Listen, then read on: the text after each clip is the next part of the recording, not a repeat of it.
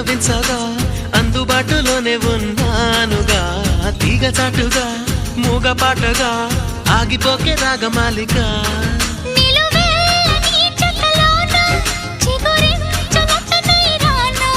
కొనగోటి కొంటె నాన్న